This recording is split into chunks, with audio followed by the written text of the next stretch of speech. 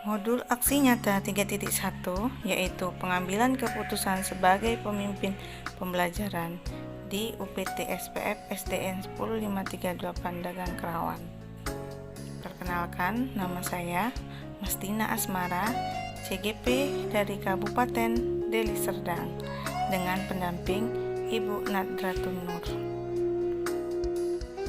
Saya akan menyampaikan judul aksi nyata saya, yaitu kelulusan peserta didik tahun ajaran 2020-2021 di masa pandemi COVID-19 yang menjadi dilema etika bagi guru maupun kepala sekolah, karena sebagian siswa banyak yang tidak mengikuti pembelajaran daring dengan maksimal. Keberhasilan seorang pemimpin dalam mengembangkan salah satu tugas tersulit yaitu mengambil keputusan yang efektif. Bagaimana menguji pengambilan keputusan sendiri? Apakah keputusan sudah efektif atau tepat sasaran? Keputusan diambil harus memperhatikan 3 prinsip, 4 paradigma dan 9 langkah.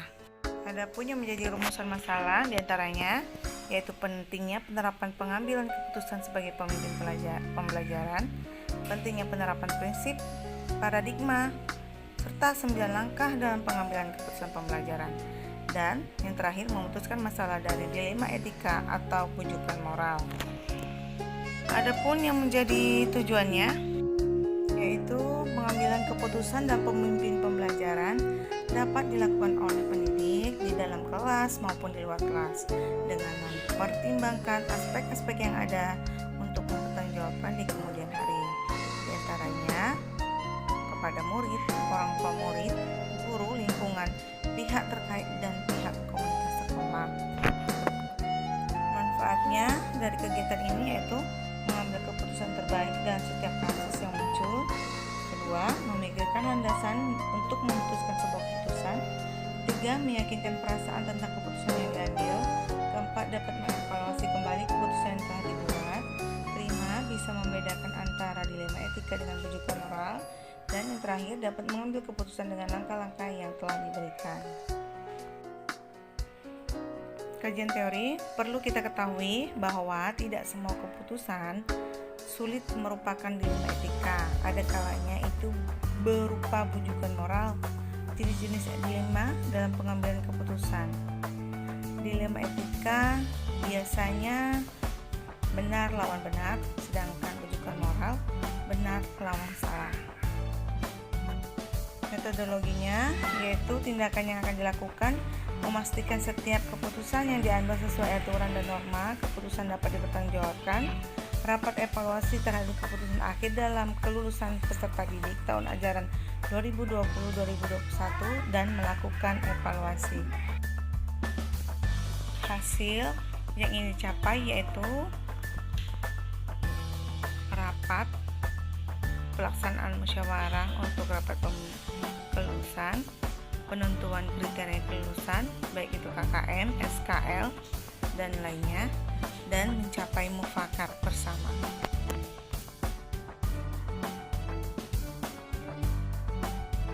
Ya, perkenalkan nama saya Renti Juraida Sipahutar. Saya bertugas di SD 10538 Dagang Kerawan sebagai guru agama Kristen di kelas 6. Baiklah Ibu, saya akan mengajukan beberapa pertanyaan kepada Ibu yang berkaitan dengan kelulusan peserta didik kita di tahun ajaran 2020-2021 pada masa pandemi COVID-19 ini. Yang pertama, bagaimana pendapat Ibu tentang pembelajaran kelas 6 tahun pelajaran 2020-2021 ini? Ini Bu yang ditanya secara daring ya Bu ya?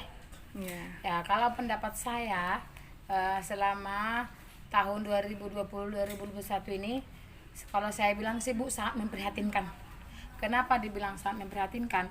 Kalau dibandingkan tahun yang dulu, dibandingkan tatap muka dengan daring, ya saya rasa murid kita ini tidak bisa menerima.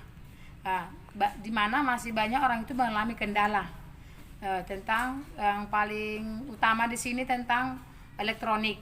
Dimana tentang HP, semua belum punya HP, sebagian faktor ekonomi lah yang sangat mempengaruhi. Kebanyakan murid kita masih belum ekonominya tahap rendah, mereka belum mempunyai semua HP. Memang ada sebagian punya HP, kendalanya mereka tidak mempunyai uang untuk beli paket. Nah, jadi selama ini pengalaman saya, kalau kita berikan video tugas, memang udah kita kirimlah videonya ya Bu ya, kita kirim videonya, mereka kadang belum terbaca. Nah, ada belum dibuka videonya, ada belum punya paket. Nah, nanti kalau sudah mereka mengumpul tugas, apalah bahasa, ada alasan mereka orang tua muridnya, Bu, orang tua saya tidak punya uang, jadi saya tidak beli paket. Nah, disitulah masalah-masalahnya, disitulah kendala yang mereka hadapi. Jadi kalau saya bilang pembelajaran di dalam 2021 ini belum terlaksana dengan efektif, belum bisa berjalan dengan bagus. Selamat pagi, nama saya Justina Natalia Sinaga. Saya guru kelas 6 di SD 105328 Dagang Kerawan.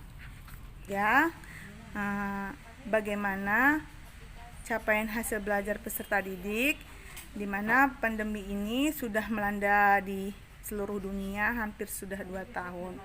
Jadi menurut Ibu, bagaimana capaian anak didik kita? Menurut saya, di pembelajaran secara daring ini, saya mengutamakan hasil pembelajarannya itu penilaian sikap.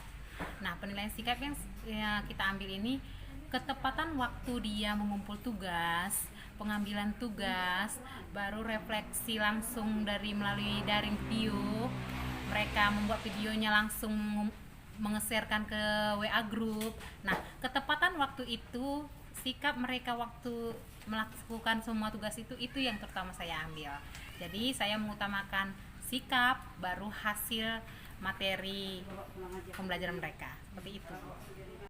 Baiklah, pertanyaan berikutnya, langkah-langkah apa yang Ibu ambil jika dalam kelulusan kelas 6 nanti Ibu melihat salah satu peserta didik ini bisa dikategorikan lulus, tetapi ada pendapat dari guru bidang studi yang lain atau guru lain yang mengajar di kelas Ibu menyatakan murid ini tidak dapat lulus. Bagaimana sikap Ibu ketika mengambil keputusan?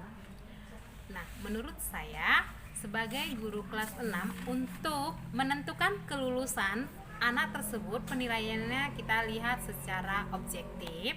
Oleh sebab itu, di suasana daring ini kita lihat keaktifan dia mengikuti pembelajaran secara daring, apakah dia aktif, apakah dia pengumpulan tugas luringnya secara tepat waktu.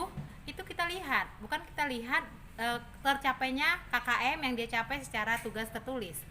Oleh sebab itu, keaktifannya itu Bu yang kita ambil. Selanjutnya, kita tanyakan rekan sejawat kita, Bapak Ibu guru yang telah mengajar dia yang lalu mulai dari kelas 1 sampai dengan kelas 5.